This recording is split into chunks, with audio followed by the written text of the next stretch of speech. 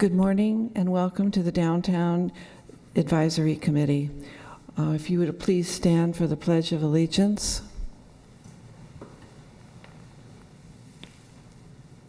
Pledge allegiance to the flag of the United States of America and to the republic for which it stands, one nation, under God, indivisible, with liberty and justice for all.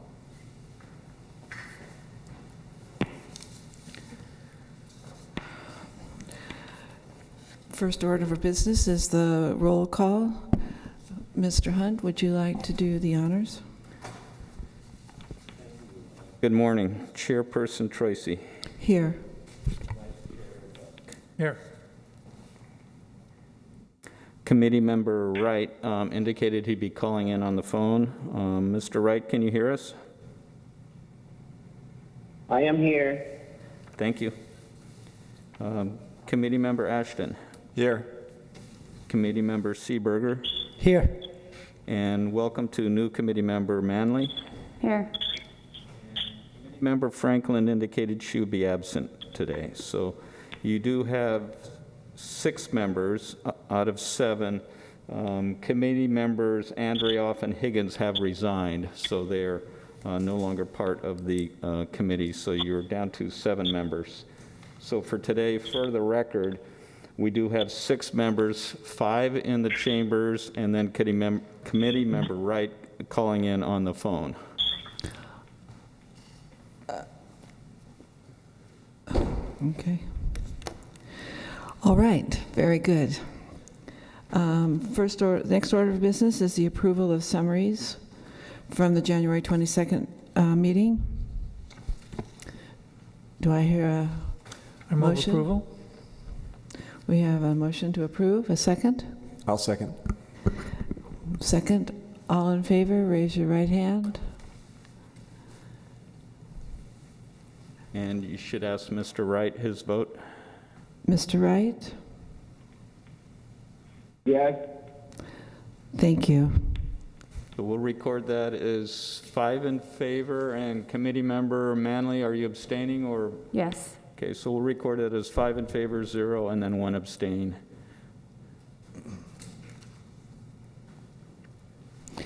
All right, next item on the agenda is the oral audience communications for items not on this agenda. Is there anyone who wishes to speak on an item? So we have not received any communications from the public for non-agenda items. That's right. Here I'm looking out. Thank you for that. All right, the first item on the agenda then. Madam Chair, if I could just explain the protocol before we go into the Certainly. Individual agenda items. This is a digital meeting, and we do have protocol. It is being televised by KOCT. That was a technical difficulty that resulted in a late start. The television for the citizens who are watching live, it is delayed a little bit. So for the committee member, Wright, and our applicants who are calling in, they need to rely on their phones and not the television to keep up with the meeting. The order will be staff will give a presentation, and then there can be questions of staff, and then staff will play any video that the applicant has provided, and some of your applicants today have provided a video, some have not. Then there are questions of the applicant and their team are on the phone, and so they can answer questions via the phone. Then staff will give a summary of comments that we've received from the public, either emails, letters, or phone calls. Some of those may have been requested to be read or played live at the meeting. For today, I don't believe we have any, but that's the standard protocol. And then finally, the next step would be the committee members deliberate, and again, we need a final vote. Be sure to ask Mr. Wright for his comments and his vote. And with that, I'll turn it back over to you to introduce the items. All right, the first item on our agenda is a consideration of a development plan and conditional use permit to allow the construction of a 6-story mixed-use project consisting of 2,082 square feet of ground floor commercial space and 118 residential units, all within a freestanding building to be located on a .70 acre parcel located on the northwest corner of Pierview Way and North Horn Street. This is a revision to the project on this site that was approved by the City Council on May 20th. We'll start with disclosures. Let's start with Mr. Wright. No disclosure. Mr. Busk. I just am familiar with the site and the material. I'm sorry, could you say that again? Familiar with the site and the material? Thank you. Mr. Ashton. No disclosures. Mr. Seeberger. I've read the materials. And Ms. Manley? No disclosures. Very good. I am familiar with the site, I read the material, and did a site visit. With that, we'll turn it over to the staff member, and he'll make the presentation. All right. Good morning, Chair Troisi, members of the Downtown Advisory Committee. I'm Richard Greenbauer, Principal Planner in the Planning Division, here to bring back a project that was previously viewed by this body back in April, which consisted of a smaller footprint, and it's being revised now subsequent to the approval by the City Council. The property owner and project applicant acquired 2 additional properties on the Civic Center side and has revised the project to add additional units to the area. I'll briefly go through this as it is the same project that you saw back in April. As denoted with the aerial for the public watching on KOCT, you can see the outlined in red project area and the 2 homes on the northern portion of the property which have been acquired and are being revised into the overall project at this time. Surrounding land uses include commercial to the east, office, government type uses to the west and south, and then a lot of multifamily, high density residential to the north. As I had previously stated, this was approved by the Community Development Commission back in May on the 20th, and it approved 6 stories, 76 apartments with 1,500 square feet of commercial space and all parking to be provided on site for the residential units in a 3-story parking structure. The revised project would demolish the 2 existing homes, which have already been photographed by our Historic Society and Historic Preservation Commissioners for recordation of that prior to the demolition. And then they'll construct the 6 stories, add 42 units, making a total of 118 units on the site now. In addition, they would add more square footage to the commercial, ground floor commercial of 2,000 square feet total. And then there's a potential for 555 square feet as you proceed west down Civic Center, as well as the additional space along Pierview Way. The parking, once again, additional, I've got a table that'll show the addition of the parking, and that'll still be in the 3-story structure as previously proposed. We do have the revised project within the staff report showing what was approved and how it was revised, adding the 2.3 acres to the project site, the added parcels, and a total of 76,000 square feet of building massing. The addition of commercial space is 502 square feet and an additional 42 units. As you can see, we do have 107 spaces added to the original approval, so for a total of 277 on-site parking spaces to serve the residential. In addition, they've added additional parking for bicycles, a parking secured facility within the structure itself. So they'll have a total of 122 bicycle parking spaces available. It's been reviewed, analyzed as previously analyzed, and has been found consistent with our general plan and the redevelopment area to revitalize the downtown area, eliminate blight and deterioration, and maintain dwelling units under the 5,500 limit cap within the downtown area.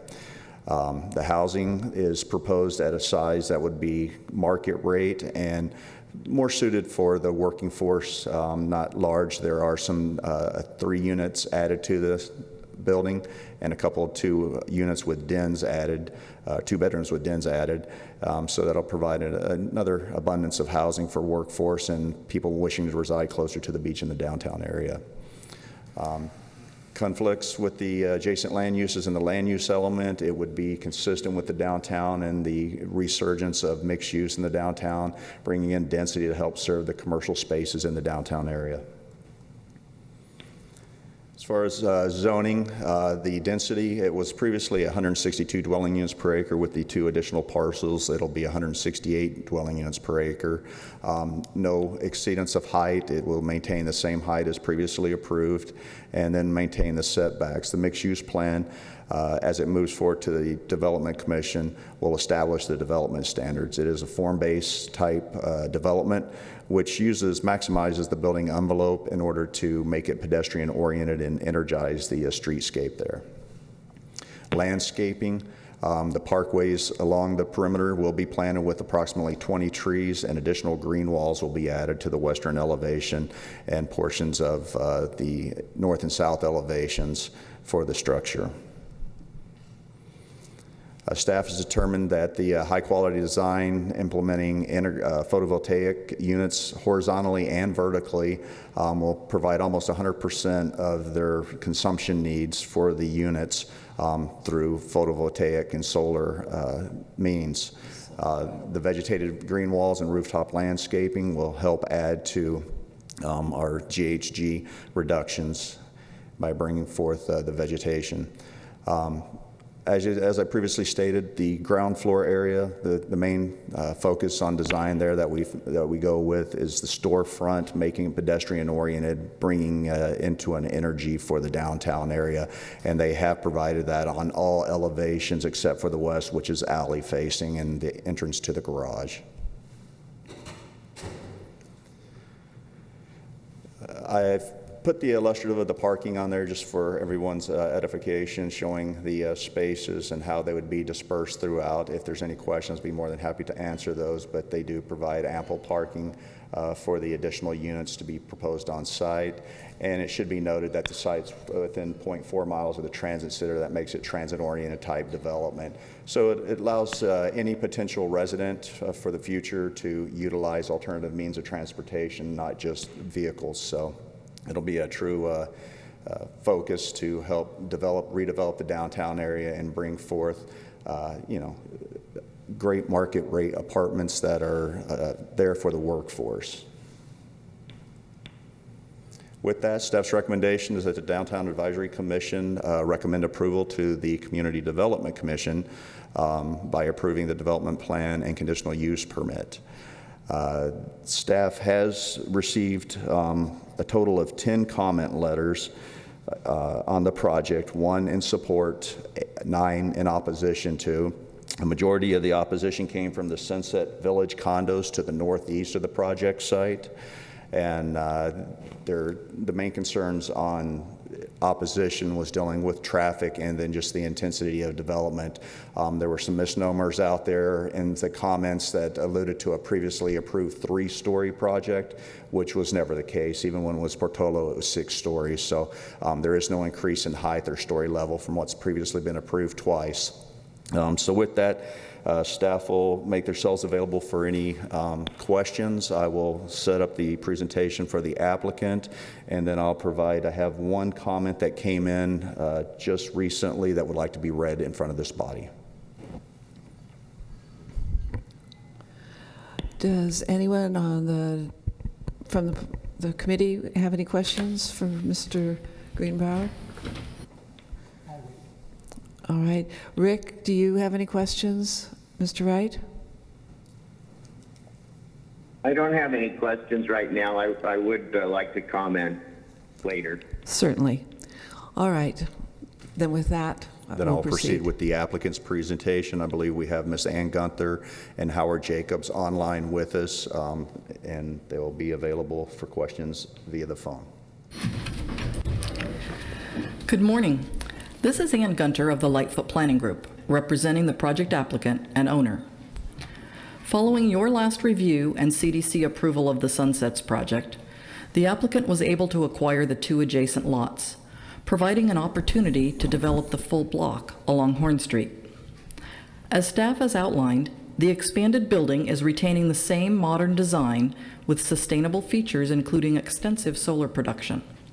The project will extend the streetscape improvements along Horn around to Civic Center Drive, including activated uses at the ground floor.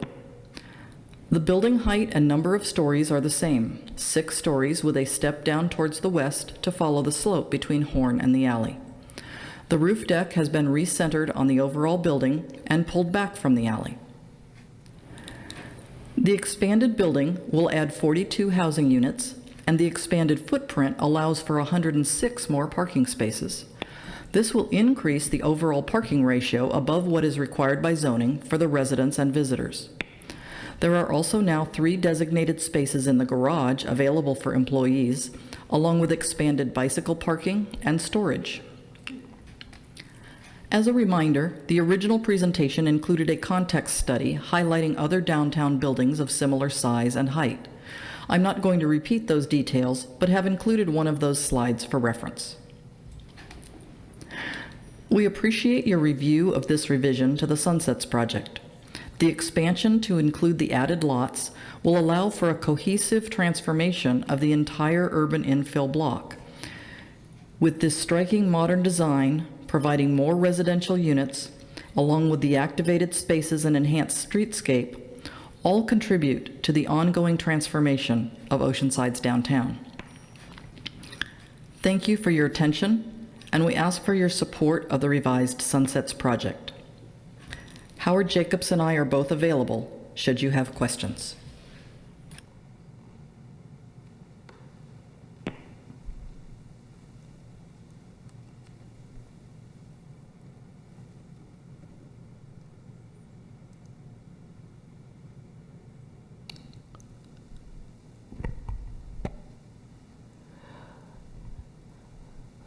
Go ahead. All right.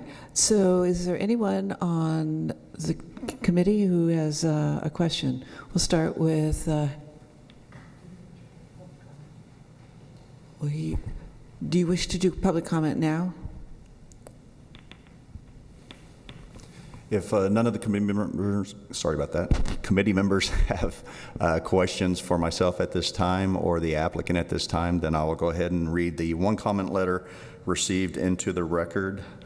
The comment letter is from Chuck, and I apologize if I miss the name here, but Friedrich from 1100 Civic Center Drive. And he says, I'm a resident of 1100 Civic Center Drive in Oceanside and would like to voice my concern about the proposed addition to the Sunset Mixed-Use Project. We all understand progress will happen, and the empty lot at Horn and Pierview has had many attempts at development. The Sunset Mixed-Use Project was finally approved and seemed to be headed forward as an acceptable, though not perfect, project. Now it appears the developer, unknown to the community at large, has purchased the 2 historic beach houses on Civic Center near Horn. The addition to the already approved project is my concern. This area is already very congested with traffic and high school students. Police and fire from Station 1 use Pierview, Horn, and Civic Center to uphold public safety. Any additional units will only exacerbate this already busy area and overload our public streets. Thank you. Chuck Furyk. Okay, thank you. We'll start with questions from the committee. Ms. Manley? I don't have any questions at this time. All right. Mr. Seeberger? No questions. Mr. Ashton? No questions, but I do have comments when the time is right. Okay. And Mr. Busk? I'd love to start with a question. And it concerns building massing. Over the last week, I've driven all over downtown. The only building that I was able to identify that spans an entire block, actually I found 2, and that's the 2 new ones under construction down at the beach. Only one of those 2 has an uninterrupted facade. This particular proposal, to me, kind of looks like a domino set on its side that's a block long and half a block tall. Is there any other building in downtown Oceanside that spans an entire block other than the one under construction down at the beach? Committee Member Busk, to my knowledge, the only one that spans the entire block would be Pierside South, which goes from Mission down to Seagaze. We do have an approved but unconstructed project, being the Belvedere project, that goes from Mission down to Seagaze as well. That is actually probably larger massing than this. I don't have that illustrative in front of me, but those are the two that come to mind at this time. What about the Salt project? Is that a block? You could consider that a block. We have a large public plaza off of Pierview, Right. but yes, you could consider that a block as well from Pierview to Civic Center. Right. Okay, thanks. Mr. Wright, do you have any questions or comments? No questions at this time. All right. Then we'll move forward. We have no comments we've already read, so, all right, we're up for discussion. Scott? Yeah, well, when we looked at this back in April, I thought it was a great project, and I continue to support it. I think it's even better now. I think when we had approved the removal of density caps, this is what we had in mind, and this meets the spirit of that. I think it brings important workforce housing to our downtown area. And I think the reason we've been able to see the business growth in the downtown area that we've seen over the last decade or so is in large part due to quality residential projects that we've brought to downtown. So I believe this will bring critical support to our downtown businesses, and I like the project a lot. Okay. Anyone else wish to make comments? Mr. Wright? Thank you, Claudia, and thank you, Jeff and committee members, for allowing me to attend the meeting this way. I really appreciate it. I was certainly pleasantly surprised when this revision came through. It just had always bugged me that this project wasn't able to add those two north lots, and then when I saw that they were able to do that, I was really pleased. And then to be able to add 42 units was just amazing. I think this project is going to be much better spanning the whole block, and I understand committee member Buck's questions, but the truth is most development downtown is infill. I mean, just by definition, and to get a whole block like this for residential in the downtown is just a gift to the downtown and the city. It's going to provide much needed housing, and then all these additional residential units will certainly help support the downtown economy. So I will be supporting this project. Thank you. Anyone else wish to make comments? Mr. Busk? Yeah, I would, and I'm going to take a contrarian view here. I don't have any problem with the increase in density. The 6 stories tall building standing on top of the highest hill in downtown gives me pause, particularly if it's doesn't come with the right design. And if you look at the design of the 2 new hotels down at the beach, you'll notice that there's a lot of articulation in the building, that they're pleasant to look at, that they don't look like a Soviet blockhouse, if you will. Whereas this particular one, when it was originally proposed as a smaller building, 2/3 the size of this particular project, it was still within the scale of Oceanside buildings. Now that the project is increased by 1/3 in length, has not changed at all in design, has no articulation in the front and essentially none in the back, which will be visible not only from the beach, but far out in the ocean, I really have a problem with this particular design. If they had put an articulation in the middle of the building, like they did on the new beach building to the north, then I would be fine with the building. But I really have a super problem with the design of this particular construction, and I will not be supporting the project the way it is. I think they need to redesign either the building footprint itself and put something in the middle that's see-through or breaks up that long expanse of billboard, if you will, or does something, they need to do something with the facade of the building to make it look less like a cube or like a domino. The particulars of the project kind of strain the infrastructure in that area anyway, but I don't have a particular issue with that since it meets all of our guidelines. My problem is the visual of this particular building design. It just does not fit with the ocean side I think we want to have over the next 5 or 10 years as redevelopment continues. And if you compare this design with the Belvedere design, you'll notice that the Belvedere design has a lot more articulation as well. It's a much more pleasant to look at building than these tall, solid faces that this building has. Thank you. Well, I'd like to make some comments as well. I also think that this project is a welcome addition to downtown. I happen to believe that the architecture is very contemporary.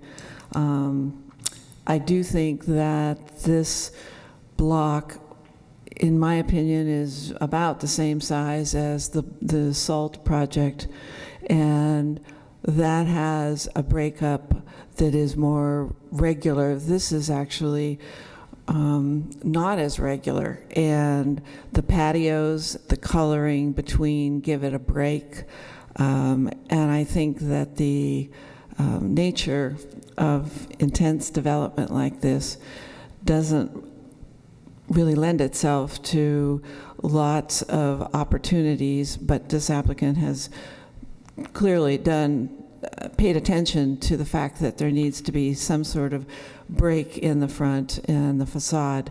I think that the addition of the over the required parking addition is greatly appreciated, and I think the ability to provide almost enough solar for the entire building is quite interesting and very forward-thinking, both for the people who are living there and for other applicants of other projects that will come to the city in the future. I agree with Rick that this is a good addition to downtown, both for the housing as well as for the architecture, and I will be supporting this project. Is there anyone else wishing to speak on this? Seeing no one, anyone wish to make a motion? I'll make a motion that we support the project. We have a motion. Is there a second? I'll second. We have a second. All in favor, raise your right hand. And Mr. Wright, if you could please tell us what your vote is. I vote yes, thank you. Mm-hmm. And all opposed? We have one.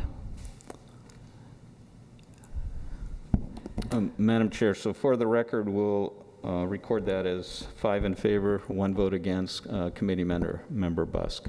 Correct.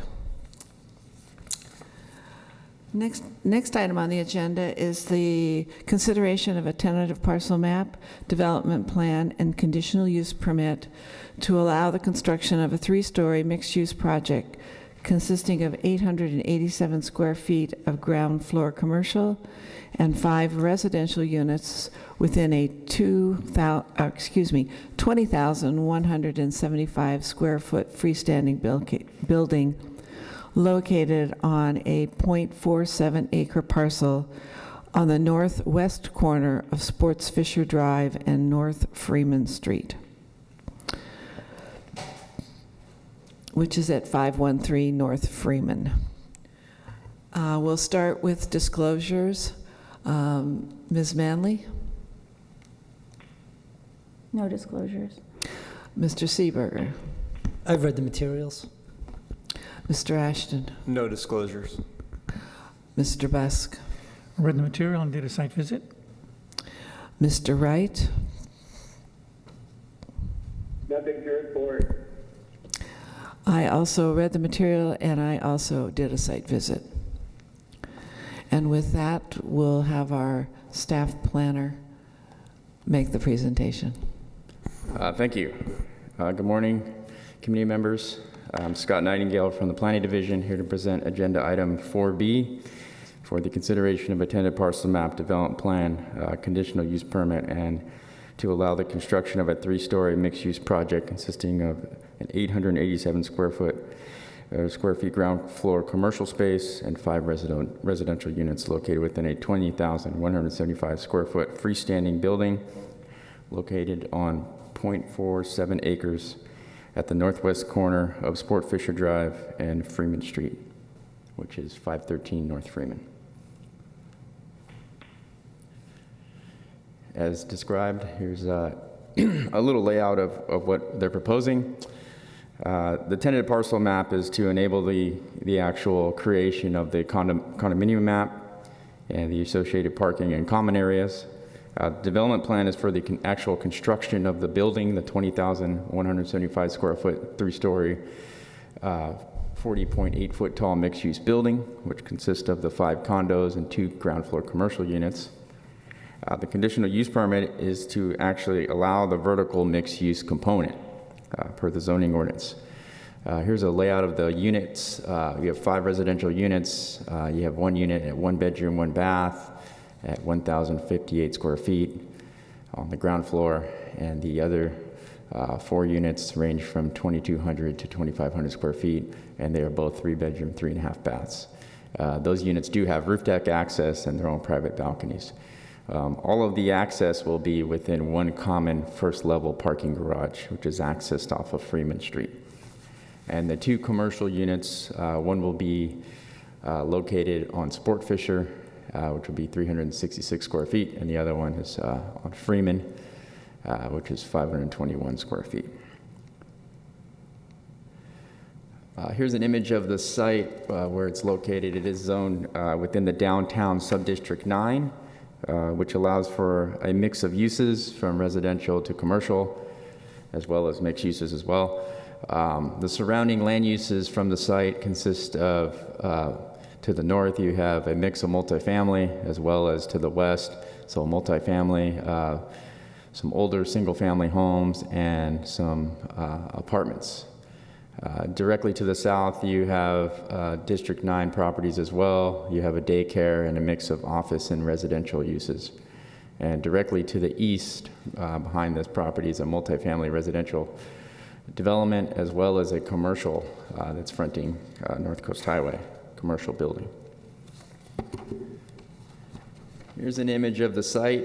It's a little hard to see. There's some overgrown vegetation. This is taken from the corner, looking directly at the corner there, northwest corner of Sport Fisher and Freeman. So like I said, the project is northwest corner of Sport Fisher and Freeman. This is the existing larger home, which is 830 square feet, faces Sport Fisher. It was constructed in 1890. The smaller unit is comprised of 686 square feet, and that is this blue home here with an attached 1-car garage at 162 square feet. This unit was constructed a little later in 1945. There was a historical analysis that was prepared for this site that showed that both of the structures do not hold any historical significance.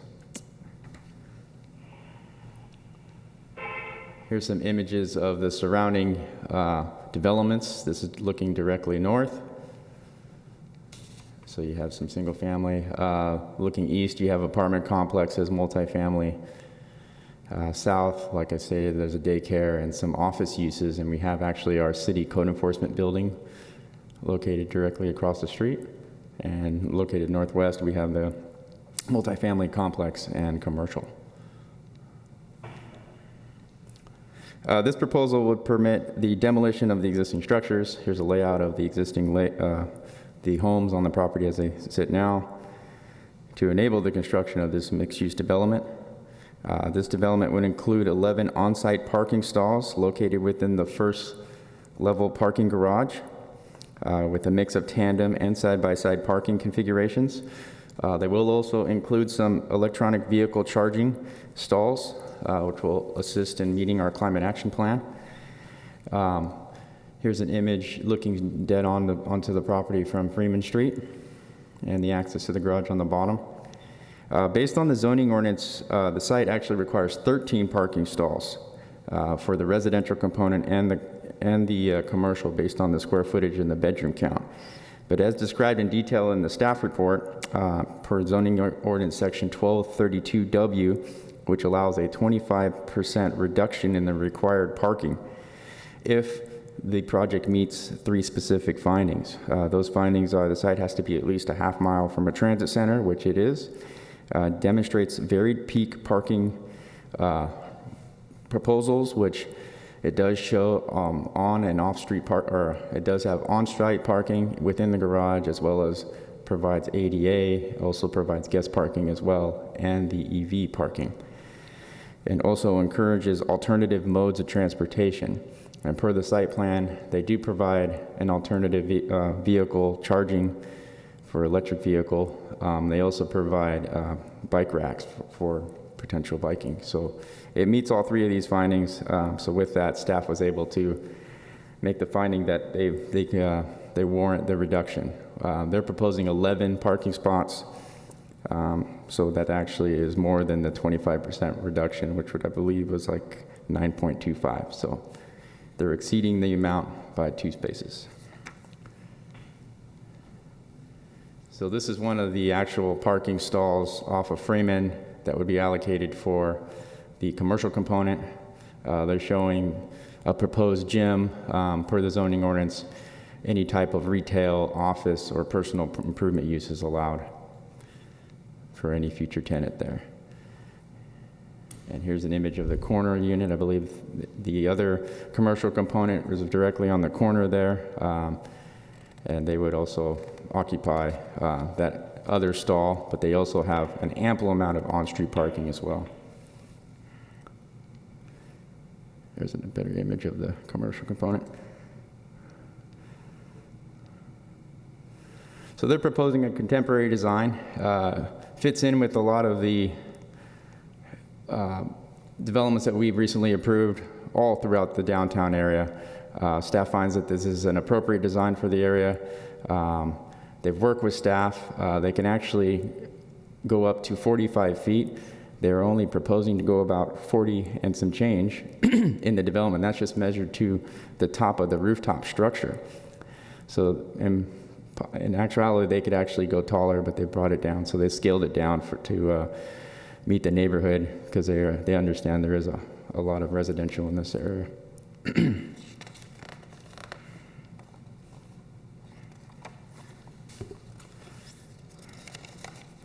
So based on that, staff reviewed the project based on the following. For compliance, general plan land use compliance, it achieves a balance of residential land uses with the 5 proposed units. It complies with the general plan, and the proposed mixed use would provide additional housing and also commercial opportunities for this anticipated area. The proposed residential use and number of units is compatible and appropriate for the location. Complies with all downtown zoning ordinance requirements in terms of bulk, scale, and intensity, as well as the local coastal program doesn't have any impacts to public coastal access, nor does it have public coastal views, and it doesn't have any impacts to the public parking. So with that, staff recommends that the Downtown Advisory recommend approval to the Community Development Commission for a parcel map development plan conditional use permit for the development of this 3-story, with rooftop mixed-use development consisting of 5 commercial units and 2 commercial ground floor units located at 513 North Freeman. This concludes my presentation. The applicant actually has a PowerPoint that they would like to play as well, so I'll play that. Thank you. All right, let's first see if there's any questions for the staff. Anyone on the committee wish to have any questions? Mr. Seeberger. Thank you. Scott, so just for my own clarity, the commercial use of that building, is that for the residents of that building only, or is it for the public? And are there any limitations on what that commercial use could be? The commercial committee member Seeberger, it's strictly just for the public. I mean, obviously the tenants could utilize any of these uses as well, but it's foreseen that the public would be able to benefit from the commercial. Okay. They anticipate that they would have a personal improvement like gym, CrossFit on the Freeman side, and maybe like some type of personal service like a barber, nail salon on the Sport Fisher side. But that's not set in stone. They can put any type of use that's permitted per the zoning. Okay. So things could change in the future. Okay, good. Yeah, with so many residents in that area, I'd be a little concerned if we're putting in something that the residents in that area would not be comfortable with. Yeah, we anticipate more of a low-intensity type use that would really work. More office uses primarily work in these areas that are primarily residential. They're close to North Coast Highway, and on Sport Fisher you have a commercial center, so we're anticipating that they would grab some of the patrons, and the commercial activity would kind of bring more activity to that corner there where the barber shop's proposed. Okay, and my other question is, so you had commented that although they could go higher on that building, they're not. How are they in relation to the other buildings there? I mean, are they still in line? Or even though they could go higher, they're still higher? They're pretty consistent with a lot of the newer developments. I believe there's like a 3-unit condo complex, 2 or 3 properties north, and it's just at the same height. Okay. Actually, I believe their rooftop canopy or access structure is a little taller than this, because the other one was built at 45, where this is just 40.8 to the top of the rooftop structure. Okay. So in actuality, they could go 45 feet to the top of the railing, and another additional 10 feet per the zoning code that allows exceedance in heights for fire pits, rooftop access structures. So they could have gone up to 55 feet, which they haven't. They've just gone 40. Okay. Oh, thank you. Mr. Wright, do you have any questions?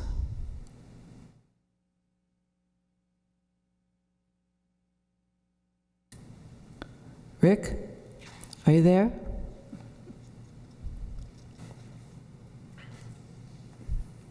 Hello, Rick?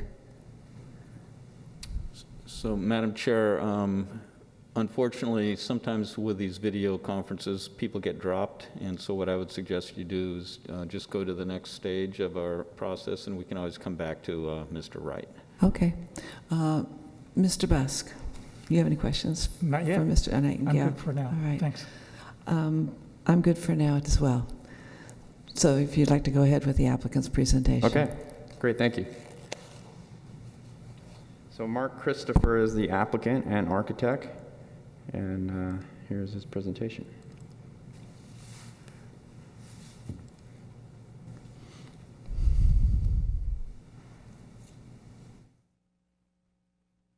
Mark, are you on the line?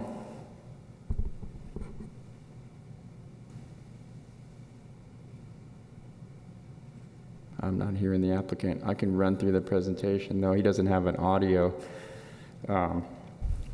Just as I presented in my previous presentation, he's showing the location at 513 at the northwest corner of Sport Fisher and North Freeman.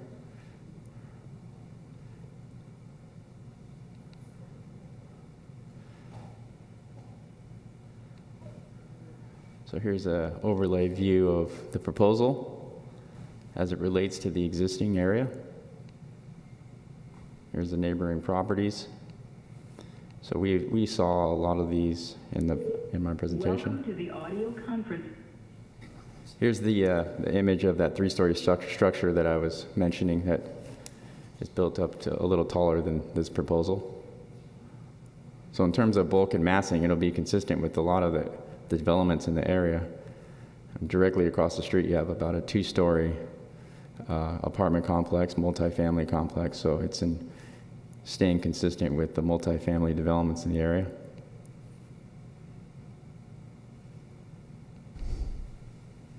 There's a simulation of the proposal.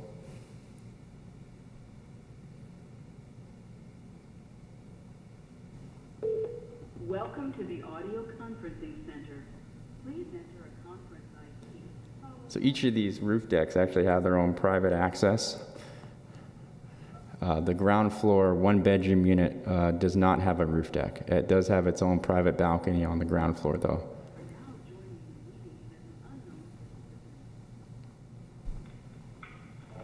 Scott, it's Mark Christopher. Are you getting my audio? Okay, Mark, you back? Okay, you want to take over? Dropped out. Thank you. Am I being heard now? Yeah, Yes. I just presented up to the simulation. Okay, watching fire on. Terrific. Thank you. Could we just take a pause for just 1 second? Is Mr. Wright possibly on as well? Can I get on? Okay, good. I just wanted to see if Rick was able to hear and can comment later. Okay, very good.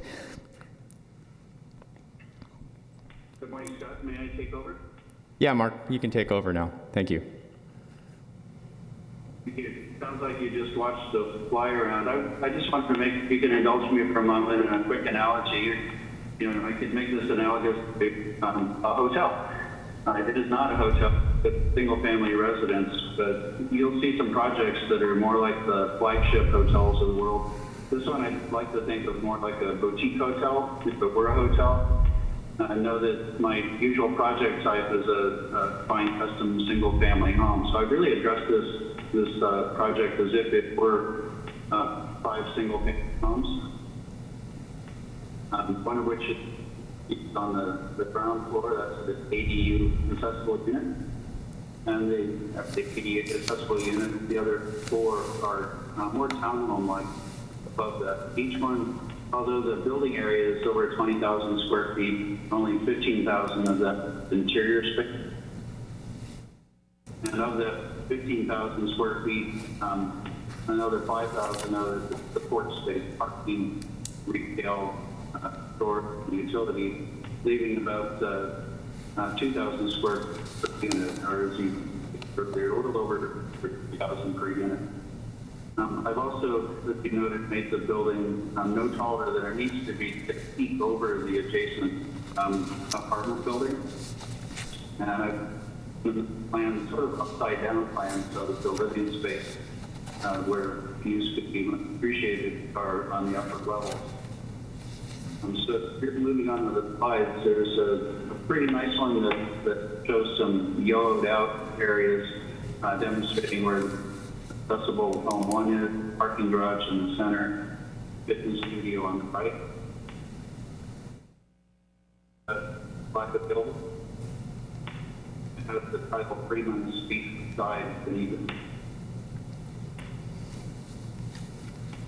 But this slide is a really good way of showing the organization of how these homes work. Of course, the accessible units on the ground floor, parking is buried in the center, the fitness studio on one corner, and if we go 2 more slides to the park on the other corner, and really where it's walking distance from the main street. Please note as well that it's made this building as harmonious as possible. I've used the contemporary styling that I think will fit nicely with the more current homes that are coming online in the downtown district. But still with a simplicity and scale, it's taller than has to be to see over the rather bulky building. to our west. I also appreciate that we've been able to make it a mixed-use building offering some community assets. Our we've got all the parking but off the street with very little impact of curb cut. All of the accessible from one curb cut, except that I've preserved this thing from fire garage as the access to get and parking. We did hold our community outreach meetings. My clients conducted those and understand that we received a number of letters. Thankfully, all of those in support of the project. Only one, I wouldn't call it a dissenting voice, but someone who had an interest in the older home and had a concern for it, as you noted, not. Nonetheless, my client party was able to arrangements at the party to purchase that house for $1, and in the process of moving that structured parcel. That permit is underway now. So that's the community acceptance project that five. Some of those actually came where we were interested in buying one of these units. That's a good sign. So as we move on the slide, you'll see that we work our way around. You'll see close-up of the barber shop. And it may be that space is better utilized as their service, considering today's other commercial space. I've also done plans that are cutaways or perspective cutaways of orange walls, seeing that on the first floor. Another organization is such that the garage is in the center. There are two handicap spaces, 88 spaces that are adjacent to the accessible home on the corner, which is on the ground floor. It has its own outlet space, both as a courtyard and a patio. Behind that is the barber shop. To the back of that northerly end of the property, you'll see the fitness studio. And you'll see the bike storage is up in the courtyard. Our corner is the building support meters and switchgear and the like. And the second floor has the third and the rooftop are locked up into 4 other meeting homes, making a total of 5. These are each designed as ensuite. The bedroom has a bathroom. They're what we would call the open plan. And then the rooftops are nicely utilized. So the 4 upper units have dedicated outdoor space, accessible private stairway. And there's some private. I've used the outdoor fireplaces as buffers between the units.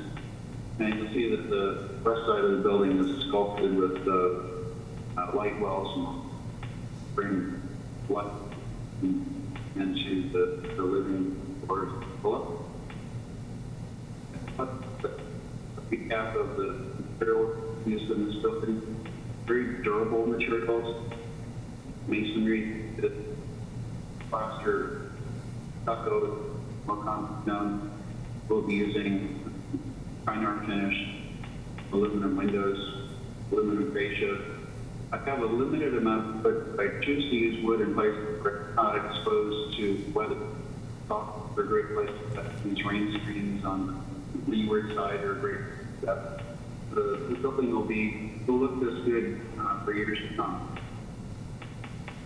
And then finally, there's one more fly around, shows slide 24, which is unlike the prior one you saw earlier in it's out that on the site. One gives you a full drone view the entire park and how usable.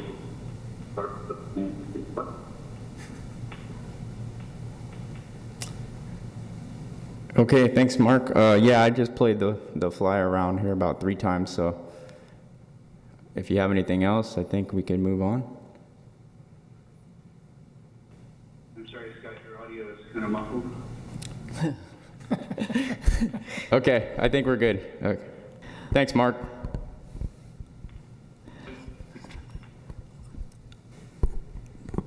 Does anyone on the committee have any questions for the applicant?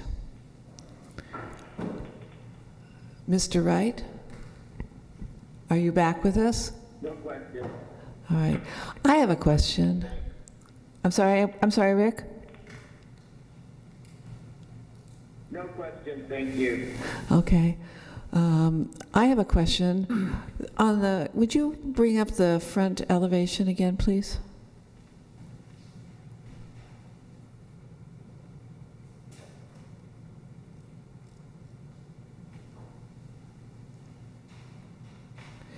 The 2 areas that are next to the in the middle of the building that are kind of darker, that have the slats, I was a little confused as to exactly what that is. Is that a patio? Is that slats in front of a window? What is that? I'm sorry, I know the question's being asked, but I can't make out any of it. Scott, can you repeat the question?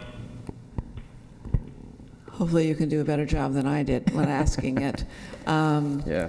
Do you know the 2 areas I'm speaking of, Scott? Yeah, those are more just architectural features, facade features, right next to the garage entrance. Above. Oh, above. There are slats. When you were doing the fly around, I cannot tell if they're in front of windows or they appear to be in front of something that's open. I don't know if that's a patio there. What is that? Those are just wooden, just architectural projections. They actually kind of screen the stairwells that go up to the 2nd and 3rd levels. Oh, Yeah. Okay, great. All right, very good. Thank you. We'll move on to public comment. Scott?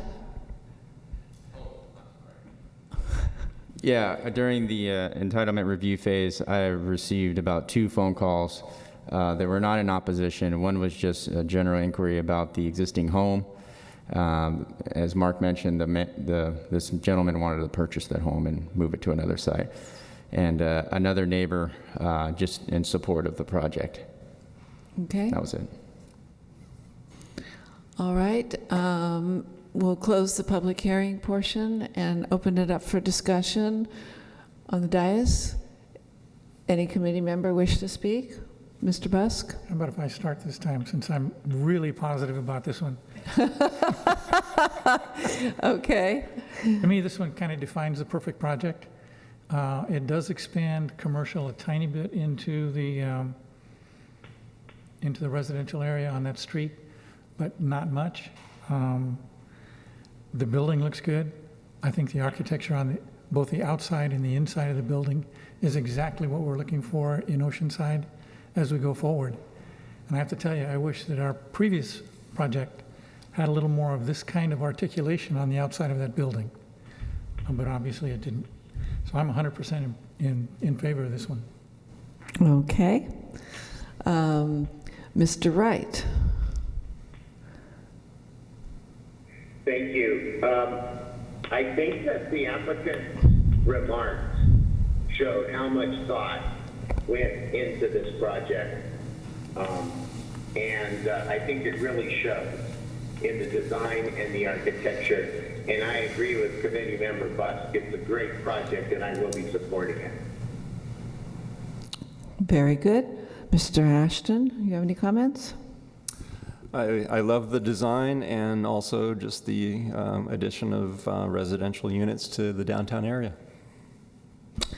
Mr. Seeberger? I echo it. It looks very nice, and I do like the little commercial areas for the residents in that area. So thank you. Ms. Manley? I think it's beautifully designed. Okay. I have a couple questions, observations. One, these are unusually large units. He did indicate that these will have a condo map on them, so they're going to be sold. So in that regard, they're not particularly large. But it made me wonder whether these would become, because there'll be condos, there'll be a homeowners association. Do you anticipate that these will all be VRBOs? Committee Member Troisi, that wasn't discussed. In my discussions, they sounded like they were going to be owner-occupied. The applicant may weigh in on this, but that wasn't part of the proposal. No. The only It's an reason, option. yeah, the only reason I'm raising it is because he is a little shy on the parking, and if this becomes a vacation rental, all of these getting rented out because the condo map allows for that, then being a little shy on the parking and it being owner occupied, I'm okay with. Being shy on parking and it being all vacation rentals because the homeowners docs allow that, that then becomes burdensome to the neighborhood. So just wondering if he's made any, I don't know if others feel compelled to comment on it as well. I would be, the design is beautiful, and it is certainly one of the more lovely projects that we've seen. The architecture, the articulation, the materials, very, very thoughtful. I'm just a little concerned about the size and the way it's been designed, which again is very lovely, might be conducive for everyone to decide to rent them out. And then the parking is a little questionable. Can we ask the applicant to speak on this? Mark, is that his name? Yeah, you can hear me. First, thank you for your positive comment about the design. Near in my heart, I heard quite a few things about making it work. Peter, talking about the use of Airbnb, that is not my intention, and I designed this specifically so that they have master bedroom and other children's bedrooms. Because I tend to do fine custom homes, I'm very much in favor of rooms and having privacy. And part of that privacy means that every family member gets their own bathroom. And yet, I wanted them to be, very comfortable and resort-like in their feel. As I call my company Sanctuary Architects for a reason. I feel your home should be a sanctuary. I feel it should feel safe and be a place of respite. We're all learning that during this quarantine. I think they're going to be wonderful family homes. Were you anticipating, Mark, that your homeowners associations would include an allowance for vacation rentals or not? Sorry. Were you, certainly, I'm asking if you were anticipating your homeowners association documents to allow for vacation rentals or not? So, I'd have to defer to my client, but they'll, I'm sorry, you're really breaking up. Could you please try again? Yeah, all I can say is that I designed them as single-family homes, and I would look to my client if their specific need to be incorporated into the way. Okay, thank you. I have no further I'm sorry, go ahead.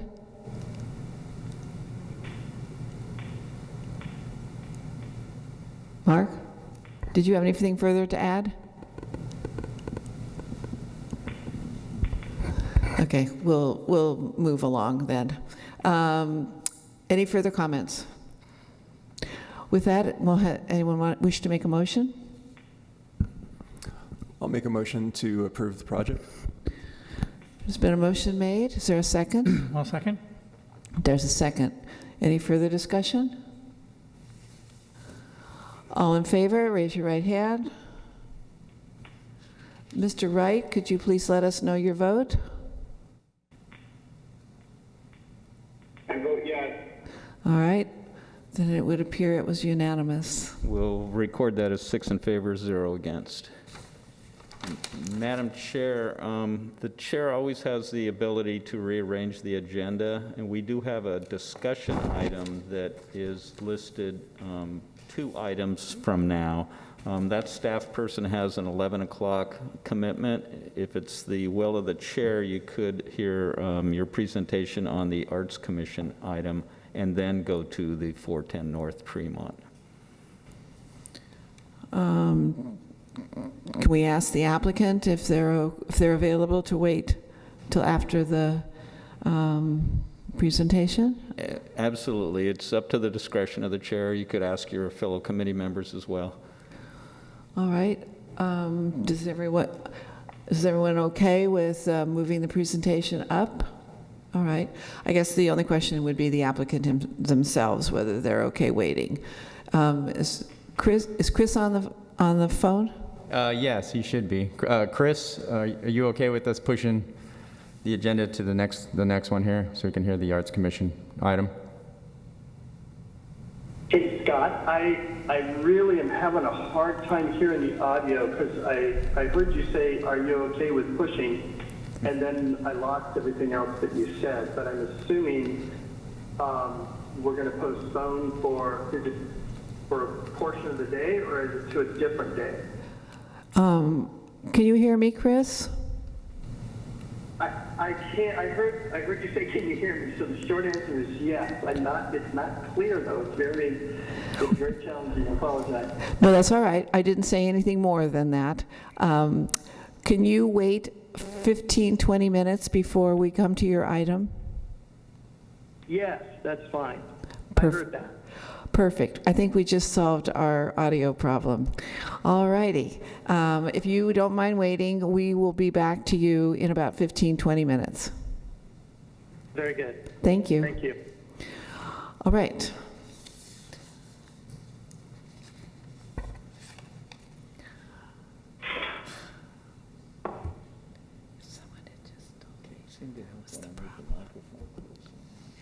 Also, I think they can hear Claudia better than Scott. Welcome. Thank you. Thank you. And thank you for making that special consideration. I really appreciate it. No problem. Chair, committee members, city staff, I'm CJ Demento. I'm Library Division Manager for your Oceanside Public Library, just down the way. And I'm also your city staff liaison to your Arts Commission. I'm here to talk with you today about your city's cultural plan, as well as your city's cultural district, and some civic arts policy work that we're currently doing.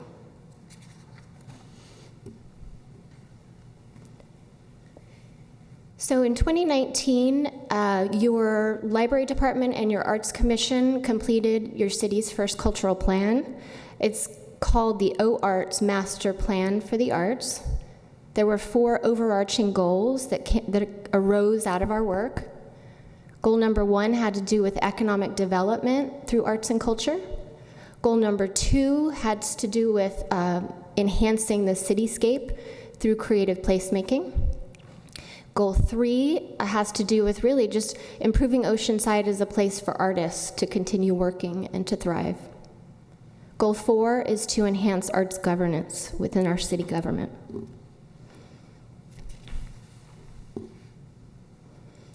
So goal 1, strategy 1 of your city's cultural plan is to promote and develop the downtown cultural district. The Arts Commission led the way to gain the designation of the, after some legislation was passed, and the designation was received after a very competitive state process led by the California Arts Council. So the Arts Commission really saw this as a great opportunity for Oceanside.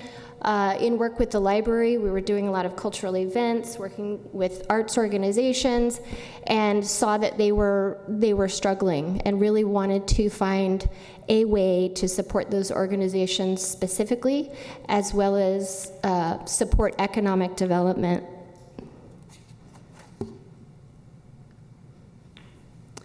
So a cultural district, up until 2017, the state did not have any cultural districts. Other states do have them and have had them for some time. So 14 were designated, of which Oceanside California Cultural District is one. It simply means a geographical area with a concentration of cultural facilities, creative enterprises, or arts venues that do a number of things. So according to the legislation AB 189, a cultural district is tasked to attract artists, creative entrepreneurs, and cultural enterprises. It is tasked to encourage economic development and support entrepreneurship amongst our creatives. It's also tasked with encouraging the preservation and reuse of historic buildings and other artistic and culturally significant structures, such as the image I have there of your amphitheater.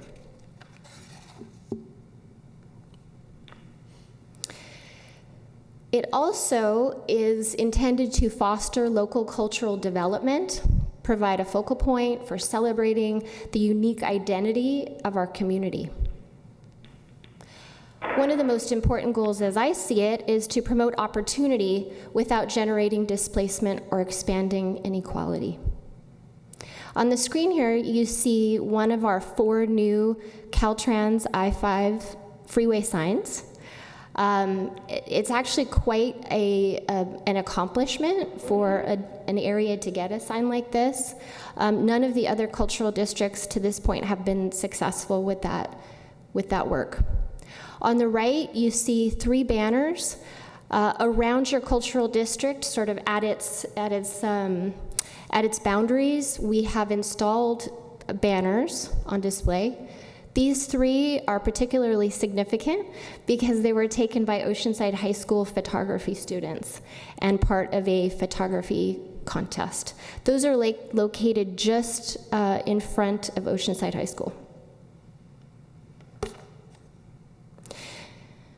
So your Oceanside California Cultural District has many assets. When we went to create the list, it was numbering in the hundreds when we were looking at your buildings, organizations, events, artists. Just in this space, you can see that the boundary is not identical with your downtown boundary, but really was created based on the assets that we saw already present in the district.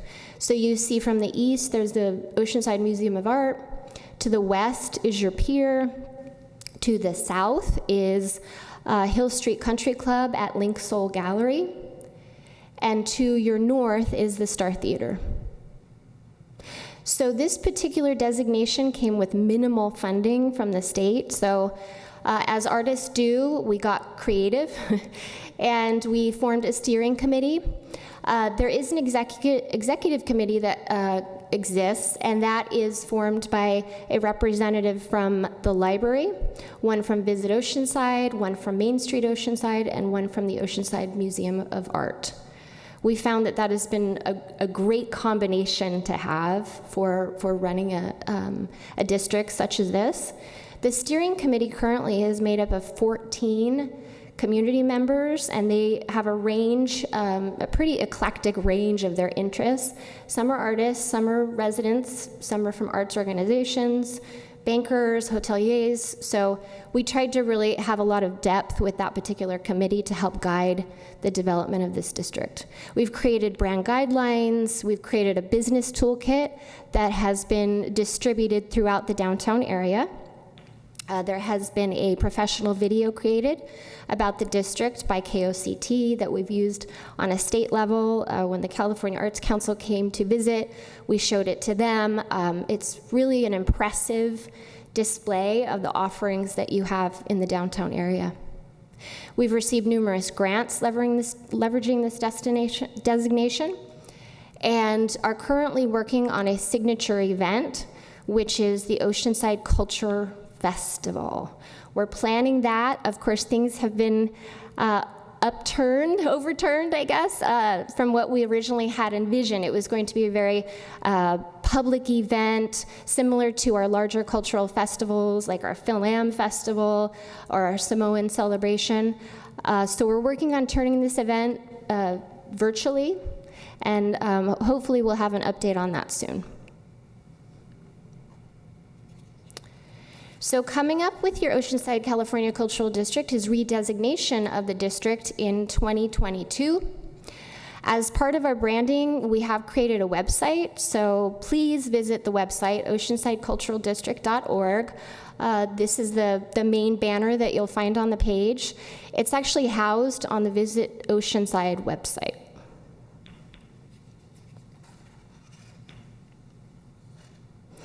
So as the Arts Commission was doing work on its OArts Master Plan for the Arts, we did a great amount of public input sessions, as well as city staff and commission input. What we know is that growth and development bring new challenges to our community. Arts and authentic culture are part of the makeup and the very personality of Oceanside. And arts and culture are a great way to distinguish us as unique from other tourism competition. So what we heard from our input sessions is that we want to preserve our unique character.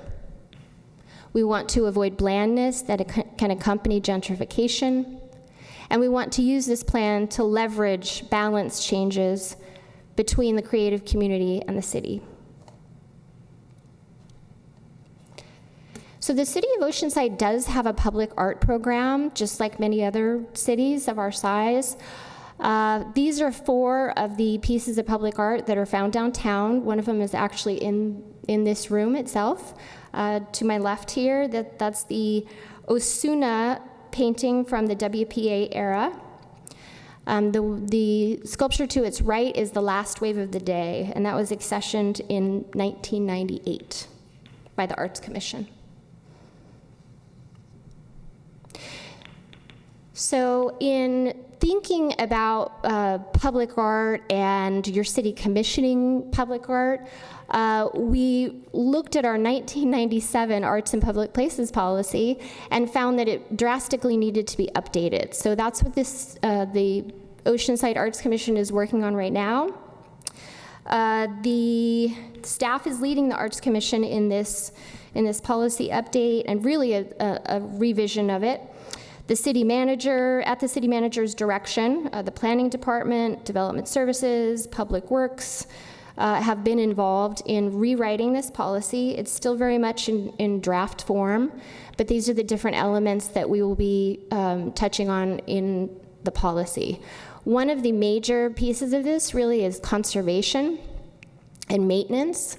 So we're finding that with our current public art that we as a city own, we need to be focusing on maintaining it before we move ahead and commission more artwork. So that's one of the points where we're at. As far as funding potentials, arts and grants, perhaps a voluntary public art donation on projects, a 1% fee on building and engineering permits and first planning deposits, a 1% fee for visible CIP projects, a surcharge on permits within the cultural district itself. So these are some ideas that have come out about how to support the Arts Commission's work, the public art program. These are all in draft form and still being vetted, but these are some of the ideas that have come up. So we are going to be going back to the Arts Commission with the next draft of this policy, and then to the Planning Commission, City Council. So there's still a bit of work to be done on the policy, but we're working hard on it. So the image on this page is from the SALT project. This was a recent installation of a kinetic artwork done by Andrew Carson. It was a very successful collaboration between the developer and the Arts Commission. The developer came... Excuse me, I'm sorry. Someone is on this line who is sounding like they need to mute. Could everybody who is currently listening to this please mute their phone so that we can all hear? Thank you very much. Appreciate it. I'm sorry. Please go ahead. Thank you.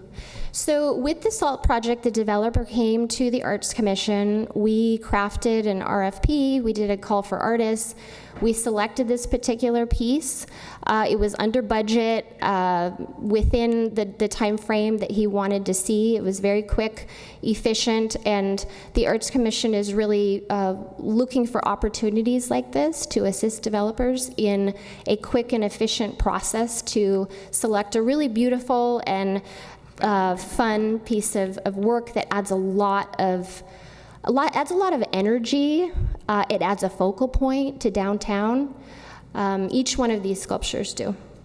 So moving forward, what we want to be doing is supporting the development of the cultural district. We want that redesignation in 2022. We want to expand the public art program and are looking for funding sources for that. We will be starting work with the San Diego Commission for Arts and Culture and doing an economic impact report. So we'll be able to, next time I see you, hopefully come in and say, this is the dollar amount that arts and culture bring to not only the city of Oceanside, but to your downtown cultural district. We are working on increasing marketing of arts and cultural events. Visit Oceanside has been an amazing partner in this respect. We were looking for a place, a kind of a one-stop shop where people could go and find out anything that was happening arts and culture in Oceanside, and that's what the Cultural District website is serving as. We want to collaborate on placemaking efforts with Main Street and the PBID. We want to work jointly with city departments, commissions, and committees, such as yourself, working to expand advocacy efforts, grant funding opportunities. We just submitted a grant yesterday to get some funding to do some arts programming, specifically in the district. And looking to encourage the addition of public art uses in development. Art spaces and opportunities for artists' live-work spaces as well. So thank you so much. I'm available for a few minutes for any questions.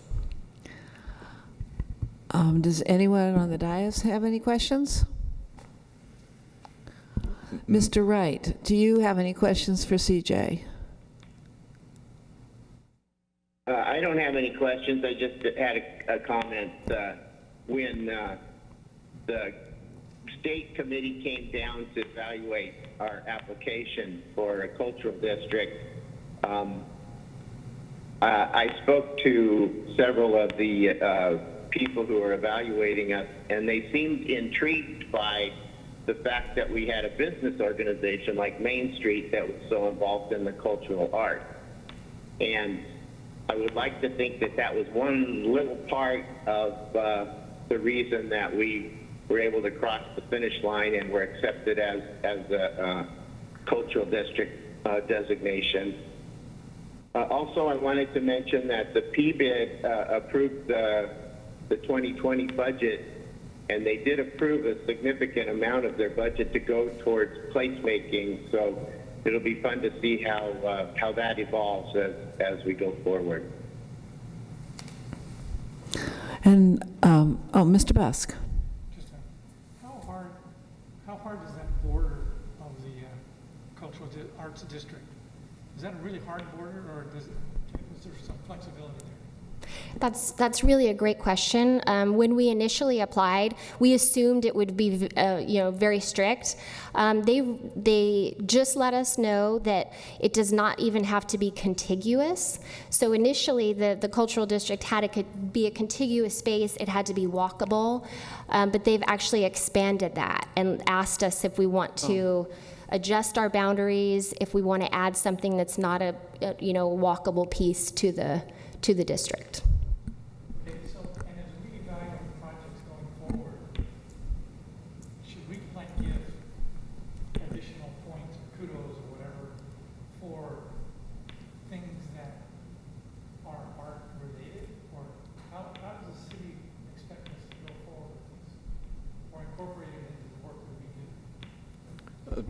Chair and committee members, I think that's one of the points of having this presentation today is to explain the current process and to also explain what's coming and what we're anticipating.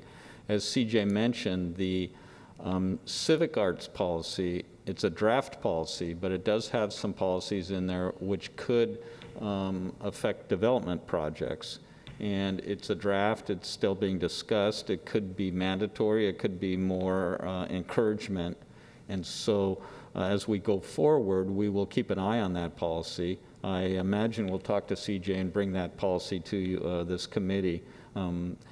That's not your goal today. Today's more general questions like we're getting, which is good, that's what we want.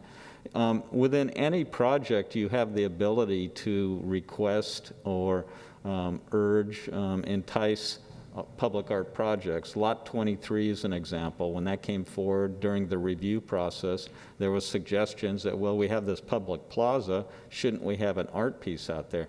It's a little bit fluid. There's nothing that explicitly says you have to do this piece of art or pay an in lieu fee instead, like we do for other public benefits that we have in our city. But it's something we can keep in our mind, and again, the civic arts policy is a draft document, and it could go to that extent. Could we do the flip of that, though? That is, if you incorporate a little public art someplace, will give your project this benefit, whatever that benefit might be, less parking, or I don't know what that would be. And I think that's a good comment. Some of your policies or regulations require some kind of public benefit, and so it doesn't necessarily explicitly say public art, but I think that would be within the purview of this body to interpret it that way in some instances. Great, thank you. Great presentation, thank you. Thank you. I'd just like to add that I am on the committee that is part of the Cultural Arts Committee, and I have to say that the steering committee is just doing a fabulous job and have really coordinated all the disparate organizations and interests, and the four of them have just done an excellent job of providing guidance and corralling opinions that are highly varied. We would not be here if it weren't for that steering committee. So I applaud their efforts and their time, and would hope that we would get another presentation before the year is out. Absolutely. Thank you. Thank you. And I think that's it. We'll move on, go back to our regular agenda. And hang on one second here. Yes. So the next item on our agenda is the consideration of a tentative parcel map, development plan, and conditional use permit, and the regular coastal permit for the development of a 3-unit residential condominium complex located at 410 North Tremont Street. Is Mr. Chris Barrett, on the line? Yes, I'm here.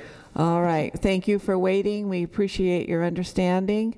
And with that, Mr. Scott Nightingale will make his presentation first. Okay. Are there any disclosures from the committee Oh, I'm members? sorry. Yeah. Excuse me. Disclosures. Heather? No disclosures. I've read the materials. All right. No disclosures. I've been to the site and I have read the material. Same, I've been to the site and read the materials. And went online to clarify. Okay, thank you. Good morning, Scott Nightingale from the Planning Division, here to present Agenda Item 4C for the consideration of a tentative parcel map development plan, conditional use permit, and a regular coastal permit for the development of a 3-unit residential condominium complex located at 410 North Tremont Street. Here's an image of the proposed architecture. This would create a 3-story over basement, 3-unit townhome condominium development with associated common areas on an approximate 5,000 square foot parcel. The tentative map is for the creation of the condo map. The development plan is for the actual construction of the townhome structure. The conditional use permit per District 9, any type of multifamily development requires a CUP. This would be consistent, approving the CUP would be consistent with what's in the area. There is only multifamily and residential in this area. So it'd be consistent with not only the neighborhood, but the past development that we've approved. And a regular coastal permit is needed because it's within the non-appealable district of the local coastal program. The townhome development would include a 10,522 square foot, 3-story, 35-foot over basement building. Each unit would include 3 bedrooms, 3.5 baths, and a 2-car tandem garage, which would be accessed by the way of the rear alley. The units would range in size from about 2,400 for Unit 1, and Unit 2 and 3 would be about 3,200. All 3 of the units are 3 beds and 3.5 baths. They have their own private balcony space as well as a rooftop deck. And the parking, they have the larger 2-car tandem garage, which is about 535 and 36 square feet. The site, like I said, is zoned within the downtown district. It's within Subdistrict 9. Similar to the other project, Subdistrict 9 allows for multifamily and single-family developments. On this portion, only residential is allowed on this section here. The surrounding developments within the area, you have an eclectic mix of single-family and multifamily, pretty much in all directions.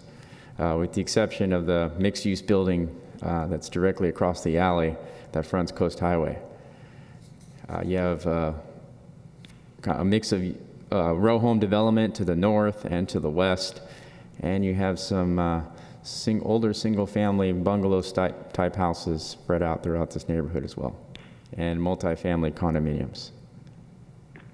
I'm on a conference call. Here's an existing photo of the existing site. As you can see, it's a vacant residential site. This project would be somewhat of an infill development and fill in the gap of what you see here.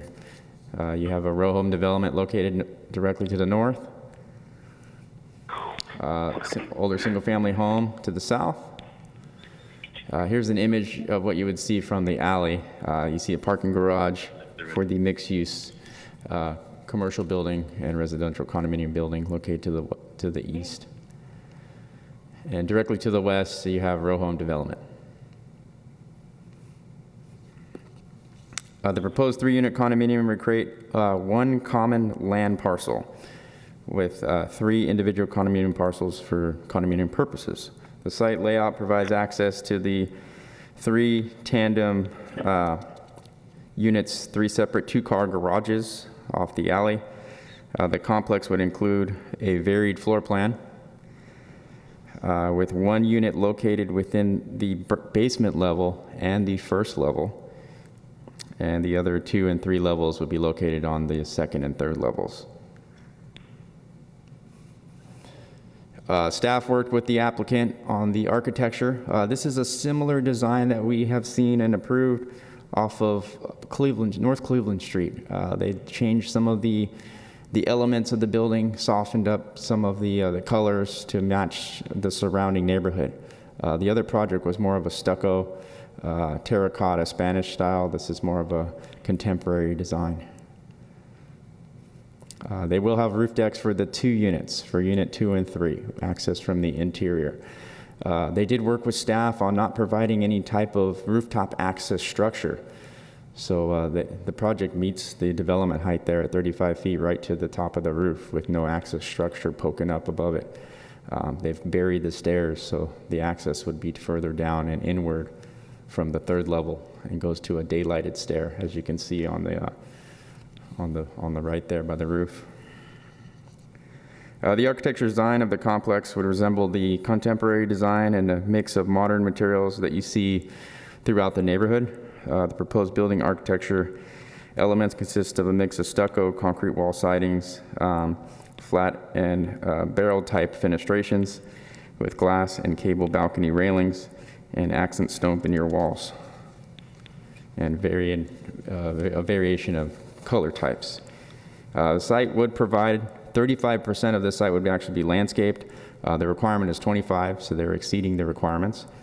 They're providing some frontage street trees, as well as some low-lying shrubs, which would not only enhance the neighborhood, but also the property as well.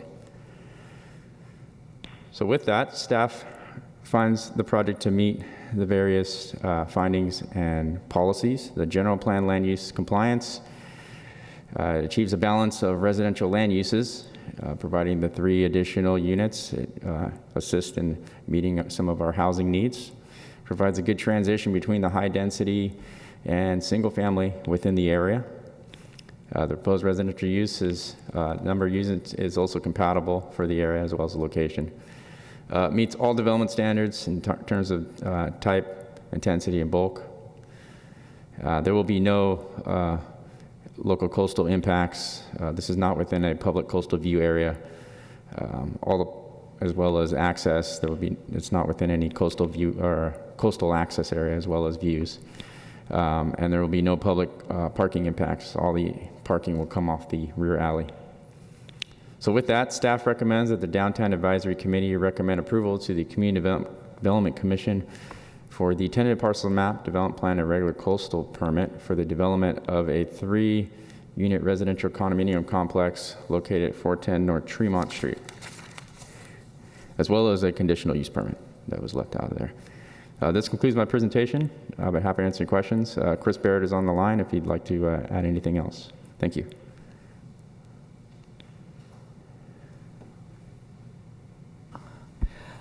Does anyone on the commission have a comment or question? Mr. Busk. I have a question. This project looks okay to me so far. The question is kind of a wider question.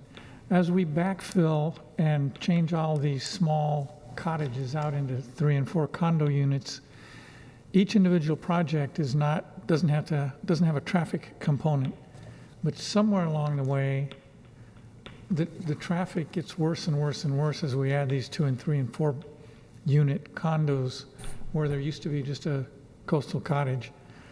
How do we go about addressing that traffic issue as time goes on? Or where in this point of redevelopment does traffic become an issue? Chair and committee members, there's 2 ways to approach traffic, and one is from a global perspective, an adoption of a downtown master plan, something along that line. Short of that, each project has to address traffic individually. What is going on right now, and I'll discuss it further in my city planner's report, is the CEQA threshold for traffic has been changed from level of service, which is congestion, to vehicle miles traveled. And so projects going forward will have to show compliance with the vehicle miles traveled threshold. Now, there still is going to be a level of service policy in our general plan that we can still apply to projects. So those are the 2 parameters, either vehicle miles traveled with CEQA, level of service through the general plan, or if you adopt an overall master plan, a downtown plan or something like that, we could address it during that process, such as maybe in the general plan update. So even small projects like this would be scooped into the vehicle miles traveled policy? Yes, but not to get off track or too in-depth, there's exceptions. Smaller projects are deemed to be non-significant. So this project, because the unit count is so small, the state has said, well, it's an insignificant impact. Even though it's adding traffic, the addition is so small, it's insignificant. So it's screened out is the term they use. So I guess that's the genesis of my question is, if you screen out 90 projects over 2 years' time, which is kind of what we're doing, maybe not 90, maybe 60, where do we as a city address that? Because it's not addressed in the individual project basis. right now? Well, for VMT, and I'll report on this in a few minutes. Okay. The city is adopting guidelines, and we have to adhere to those guidelines. For LOS, you can still require some kind of analysis for level of service. I'm not a traffic engineer, but from my experience, a project of this size, because the unit count is so small, it's not going to have a significant level of service impact. Now, your question is cumulatively, overall, there are CEQA requirements that we look at cumulative impacts, but I don't see us doing that on this kind of a small project. Usually on a smaller project, we just say they're exempt because their impact is insignificant. Thanks. Does anyone else wish to have any questions on this project? Mr. Wright, I don't want to forget you. Rick? Oh, Hi there. sorry. Hello? I go ahead. I'm I asking. didn't have any questions. Okay, Rick, thank you. I have a couple questions. I'm just curious. This project is 25 units to the acre, but it's in an area that takes 43 units to the acre. I know typically we don't want to increase density, but this is downtown. I mean, this is living as close to the core as you can get. It's only like 4 houses away. I am assuming that the applicant is doing 3 units because of parking. They're already doing tandem. I don't know what else you can do. And so he's probably not going to be able to get more than 3 units on this. But it does strike me that we're almost doing a disservice when we're, on one hand, increasing density downtown. On the other hand, people who are actually developing are coming in with something quite a bit less than, I mean, it's not like it's a little bit less, but quite a bit less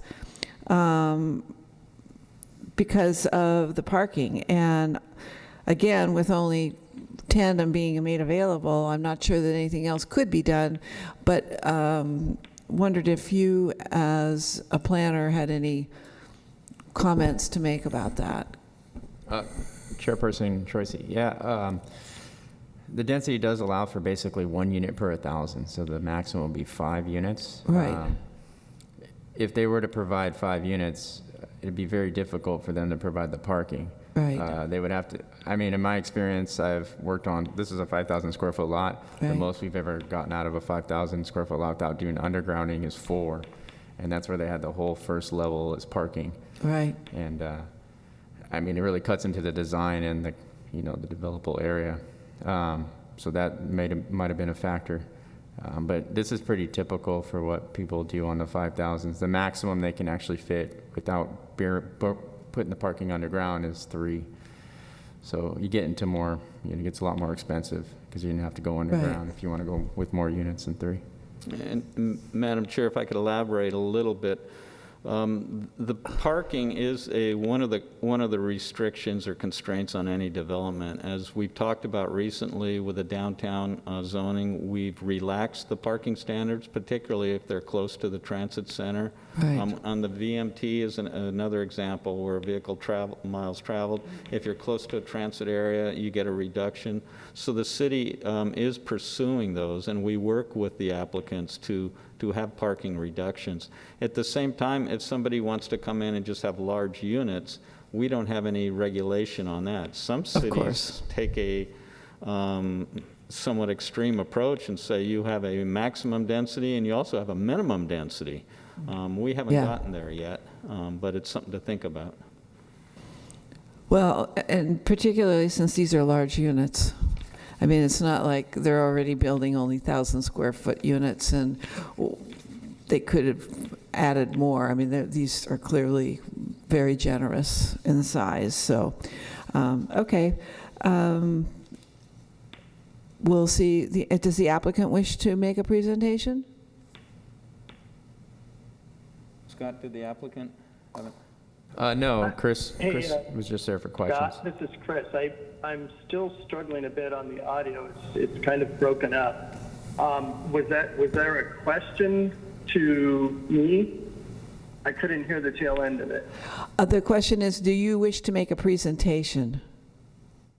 Oh no, I feel like the the context of this particular project is that we adapted it from the other project that Scott mentioned at the north end of Cleveland. We endeavored to bring forward a more contemporary motif, and but we really utilized essentially the same project that we got for the most part unanimous approval at Coastal Commission on. And as far as the density, I think, for parking, it was a challenge for that one, and it still is a challenge. It's so hard to try to figure out alternatives that would be economically viable to increase, parking. Absolutely. So we stuck to the ratios that, were required, but I wish there was a better option that would allow us to address that on other projects, because I realize that going forward it's going to be continuing challenge for us in the city, and I have other projects that we're considering, so it's definitely something that's relevant, and I'd love to see if there's ways to come up with other solutions. And another question for you. Your project is all tandem parking. And again, you are offering very generous sized units. Are you, as part of your condo map, anticipating allowing vacation rentals? Boy, I am so sorry. Could you repeat the question? Sure, I'd be happy to. You Don't worry. Don't worry, I'm happy to repeat. Because the parking is tandem only, did you get that? Yes, the garages are large, oversized garages, but yes, tandem. And so because they're tandem, I am interested in knowing whether you anticipate your condo map allowing for vacation rentals. I'm the co-sponsor for the owner. The owner has owned the property for over 30 years. It's been in the family. And his intention is to develop these and hold them for long-term family use. And so, we decided when he engaged me to take the building that I had designed over at 812 North Cleveland and adapt it to his site because it was so similar. And so that was really the basis for it. He loves the design. He has family members that intend to use the property. So as far as I know, that will be, the primary use of the building. And he was unable to join us today, but that's how we progressed on this. We made a conscious decision to use a existing design that had a pretty much unanimous approval and a lot of positive accolades. So that's why you see it adapted to kind of this new motif in that location. Okay, thank you very much. With that, we'll close the presentation. Is there any public comment that you've received? Scott? Just one comment, a phone call from residents supporting the project, and basically just more so just asking questions about what was going on. Okay. That was it. Alrighty, then we will close the presentation. We'll open it up for discussion. Is there anyone who wishes to make comments? Mr. Wright. Two things. Just for the record, I had no disclosure to make, and I will be supporting the project. Thank you. I will also be supporting the project. I do have a growing concern about projects like this that are designed and have parking that is not either completely to the standard and/or has a type of parking that is typically not as encouraging for people to park in their garage as a standard two-car garage. I know that this is how it can be done, and that's the rules, but on a going forward basis, unless they're willing to say that they are going to make them owner-occupied, it does become more and more problematic when it's people who are just here for a few days wanting to bother with tandem parking and or spacing that is not as generous as it would be otherwise. But that aside, he's following the rules, and therefore I will be supportive of it. And I certainly like the architecture, so I don't have a problem with that. Does anyone wish to make a motion? I'd move that we accept this project and ask City Council to support it. Is there a second? I'll second. There's been a first and a second. Is there everybody in favor? Please raise your right hand. Mr. Wright, how will you be voting? I vote yes. Thank you. I believe that is a unanimous vote. For the record, we'll mark that 6 in favor, 0 against. Very good. All right. The next item on the agenda is the city planner's report. Mr. Hunt, would you like to make your presentation? Thank you, Chair. I'll just go over some of our long-range planning projects quickly. Our local coastal plan update is continuing. We are working with the Coastal Commission staff to address their comments on the adaptation strategies that concern sea level rise. We're also awaiting their comments on the land use policies. Our general plan comprehensive update for some of the newer members, and as a reminder, this is a comprehensive update of all the remaining elements of our general plan. The key to it is a smart and sustainable corridor plan, which will focus our growth into our 4 transportation corridors: the Coast Highway, Mission, Oceanside Boulevard, and Vista Avenue. The plan also includes the South Morro Hills Community Plan for the agricultural area, including agritourism. The consultant is currently working on background reports and technical studies. We have entered into some early stages of the public input with stakeholder interviews with key people, and also online surveys that the public has had access to.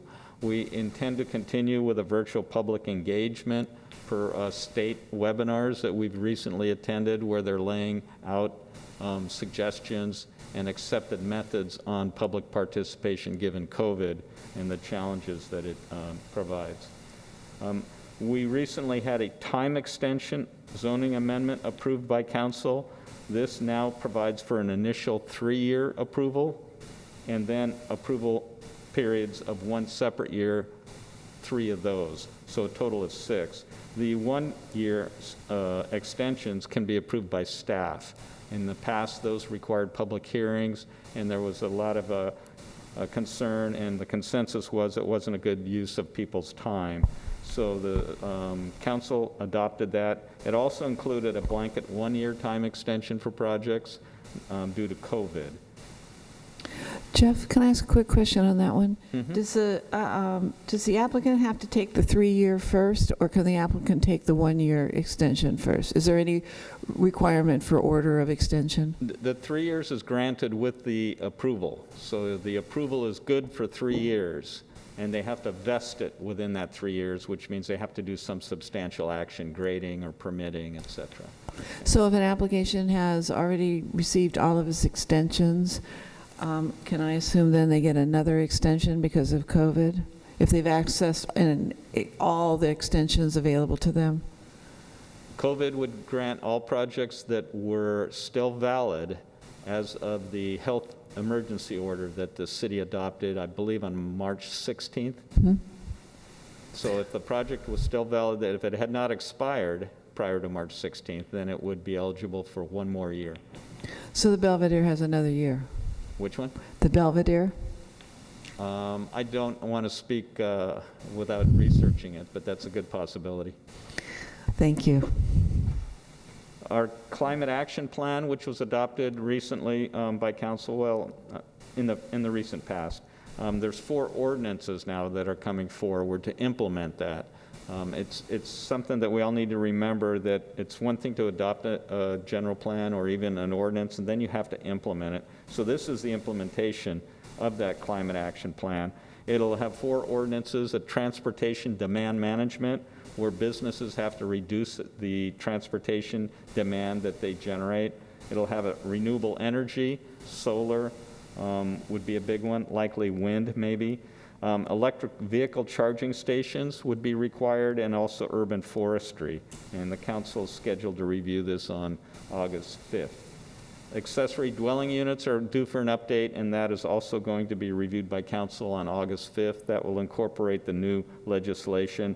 It does allow some by right provisions. For instance, 850 square foot, 16 feet high, and 4 foot setback is allowed by right. There's no discretion. The city has to allow it. It also has some parking replacement provisions that we cannot require it in certain circumstances. And this is scheduled again for council review on August 5th. Vehicle miles traveled, we talked about it a little bit. This is a CEQA change. So prior to July 1, we looked at CEQA for impacts on traffic from level of service, which means congestion. If you're delayed a long time, your level of service goes down and you get a bad grade, just like in school. A is good, F is bad. Now the state has said we can't use that to analyze for traffic impacts. What the state is saying is we have to analyze for how many miles are traveled by that project. So a home will generate 10 trips a day, and you chart those out. They go to their work, they go to a store, they pick up the kids from school. There's averages that these models have, and that's what we have to analyze. And a project has to reduce that 15% below whatever the average is across that area for that type of use. So there has to be a reduction. The reduction can be on transit passes, bike parking, just other incentives, pedestrian facilities, etc. So that's the new CEQA method for traffic. We're also taking to council an inclusionary housing ordinance that will allow rental units. Right now you can't provide for inclusionary rental units. They're only for purchase. The state recently changed that, so we're going to upgrade our ordinance. And we're also, per direction, we're going to ask them about increasing the fee. Right now we have an in lieu fee that if you don't want to construct your units on site, you can pay an in lieu fee. The in lieu fee is so low that it's very attractive to developers, and they're not constructing the units on site.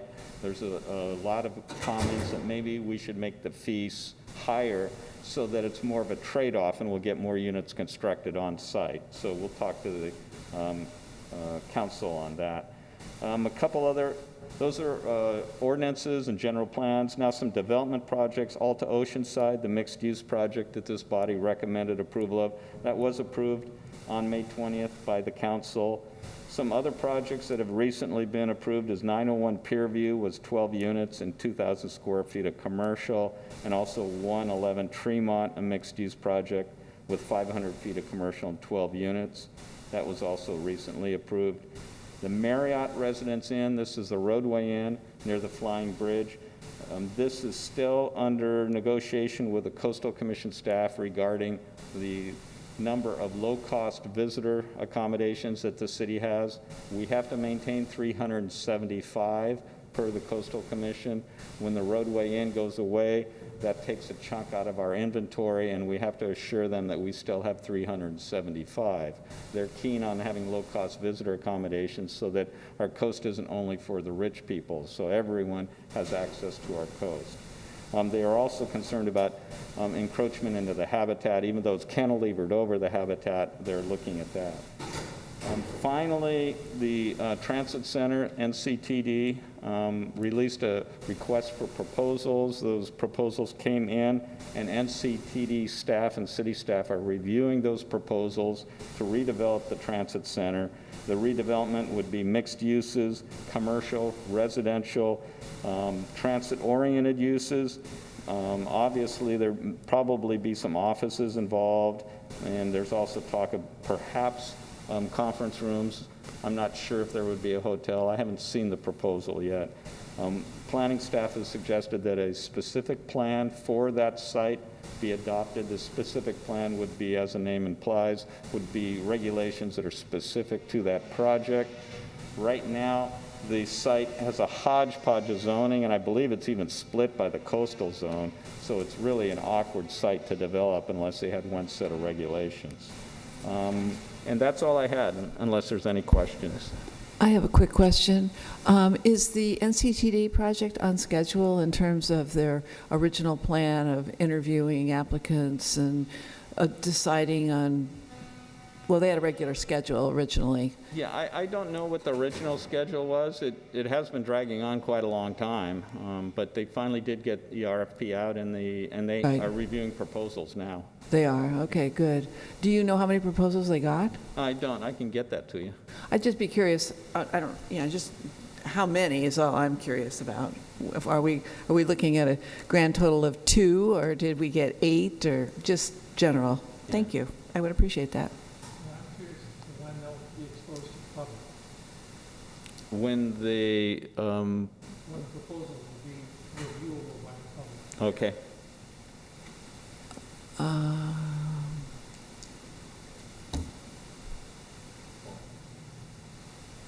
Well, that raises a very interesting question. I thought that the process was that NCTD would decide who they were going to select, and then that project would be proposed to the public.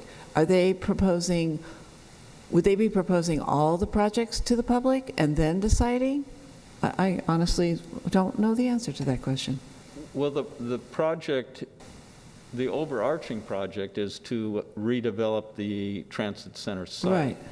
Right. So on the grander scale, again, we would suggest they adopt a specific plan which lays out regulations and the types of uses. That would just be a document that then would regulate subsequent development proposals. I'm not sure, maybe somebody would come in with one large development proposal, or perhaps the other alternative would be for them to have individual proposals for development on different buildings and different aspects of that specific plan. I'm not sure. Either one could work. And they would come through the entitlement process. The Downtown Advisory Committee would get involved in that review. I don't wish to speak for Kurt, but I think his question was, he is implying that he and the public would get to see every application that NCTD received, and would have the ability to comment on all those applications. I was under the impression. Not necessarily all of them, but Okay. sooner or later they're going to have to Right. show the public what they're talking about. I'm just wondering, when is that going to happen? Well, I think they showed. Projects, or maybe they select one to expose to. I just don't know. Well, the way the process works is that they put out an RFP, request for proposals. Those proposals are just somebody's, here's how we would go about this project. It's not an actual development application at that time. So in that proposal, they will lay out, well, we'll apply for a specific plan, and then within that specific plan, there's developments that are allowed, and then we would pursue those developments once the specific plan is adopted. All those steps. I'm not that familiar with the RFP proposal, whether they technically have to get public input on that, whether they accept one or not. I guess that's up to NCTD. But the review of any specific plan and the development projects themselves would go through a public process, including this body. So the RFP, in fact, was published and was reviewable by the public. Yes. So the question now is, they've gotten things back from the RFP. I would hope sooner or later they'll expose the public to what they received, but maybe that's not part of the process. I don't know. Technically, it's NCTD's process, though they have been very good about working with the city and listening to our comments and concerns. Yeah, okay, thank you. I'll see what I can find out. Thanks, Jeff.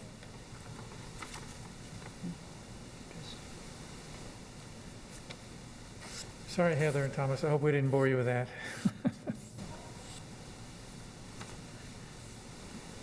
I have no further questions. And I'm Oh, you're with my done? report. Oh, okay, sorry, I misunderstood. All right, well then with that, we'll bring the, unless either Heather or Thomas have any additional comments? Okay, with that, I announce this commission to be closed.